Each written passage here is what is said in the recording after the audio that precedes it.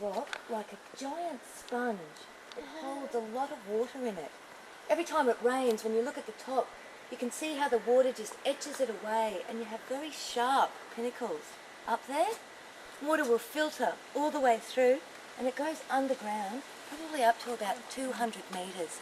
So there's lots of caves below our feet that are filled with water. It's actually the reason that all of these plants that are surrounding us can survive. This is what we call a dry rainforest, which sounds a bit like a contradiction. We don't get very much rainfall around this area, so all of these trees live within 150 metres of this ridge. They send their roots underground, find a cave that's filled with water, and even in the drought periods they can cope. And you find yourself in amongst a whole lot of eucalypts and a lot of gum trees, very, very dry soil. Those plants don't need much water, but there's no caves below them, and I thought that was really fascinating. As you're exploring this whole region, you find any trees with the small, shiny leaves. Maybe we'll just explore some.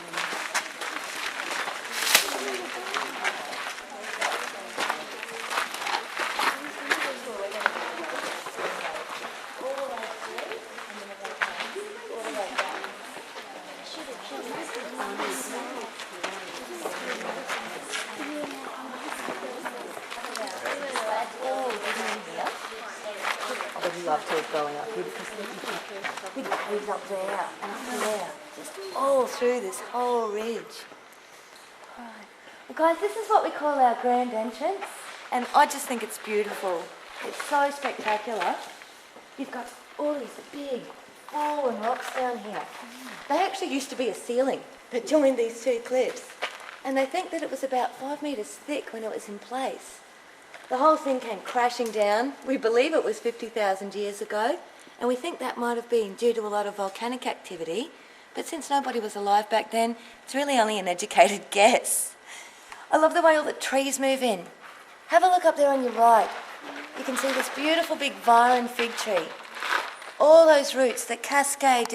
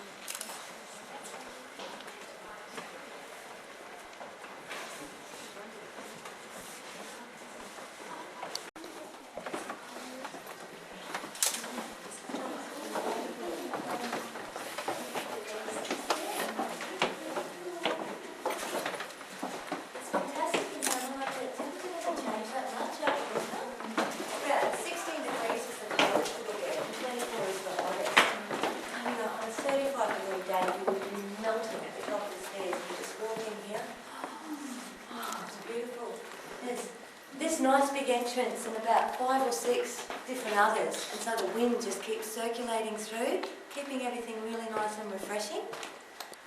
All where we're standing used to be an ocean, and all this limestone is actually coal that used to grow in it.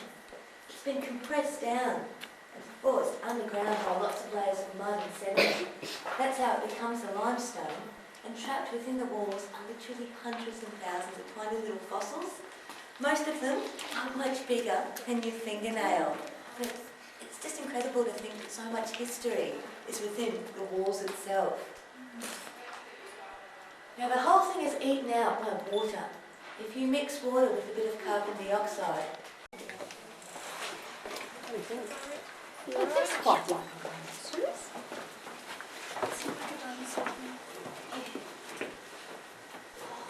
I think rhinoceros is like dinosaurs.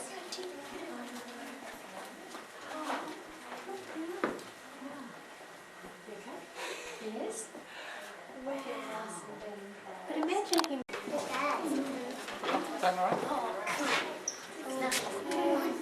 I can see the sun. Okay. Look at us.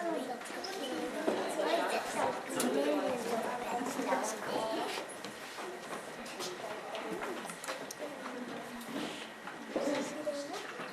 there.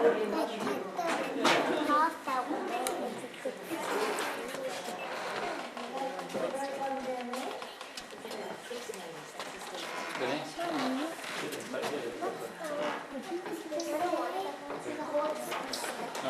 middle. I'll explain that to you. Have a rope. I've had a couple of little questions here about this little fern. Now, this fern doesn't have a common name. It's called Capricorn. Pretty good success rate for a first attempt. I had to climb like this, and I had my harness on and a rope tied around just in case you fall, because it's about, honestly, it's about 10 metres to the bottom there. Only with that sound there, I'm darling, because you don't want to get down and can't get back up. So you always bring a friend and they can pull you back up. Now I want to show you this really cool piece of rock here. This is actually, please watch your head on this steel beam. And there is a larger step. It's number 8, if you wish to count. It's after the little ones.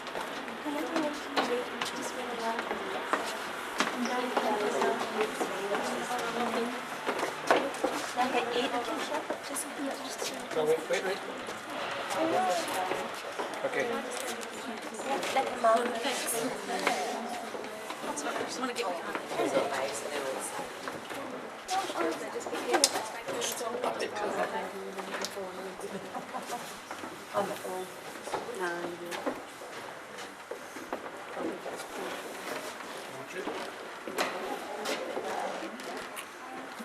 Trying to catch someone falling.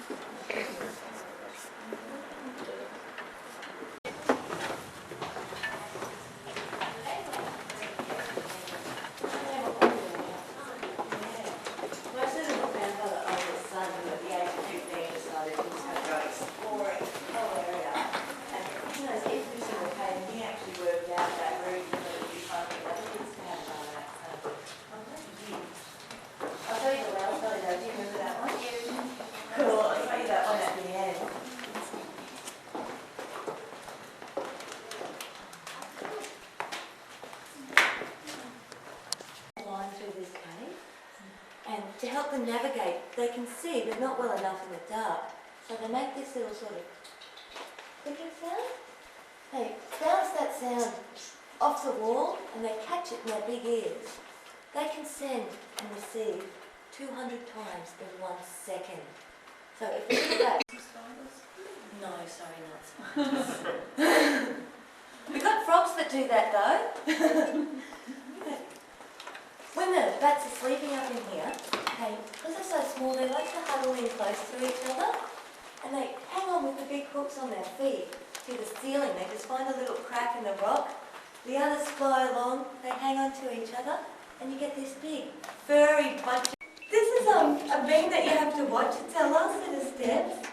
All of our kids will be fine, but for the adults, when you get to the top of this bridge, oh please, just duck, because there's a rock at this height, and if you look for it, you will bang it. I've done it myself. After you, Princess. There sure is, but we can't go up into that one somewhere. Yeah. What's up there?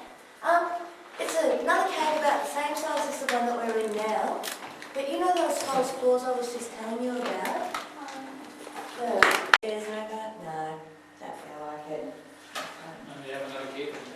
We do that to Cathedral Cave. Before we leave this site here, I just want to tell you guys a little bit about what they... This is what we call a cathedral. And when you look around, you can actually see... Sorry, I'll stand out of your way. You can actually see all of the features you'd expect to find in a normal church. Up here, this flowstone, I think looks a bit like a pipe organ.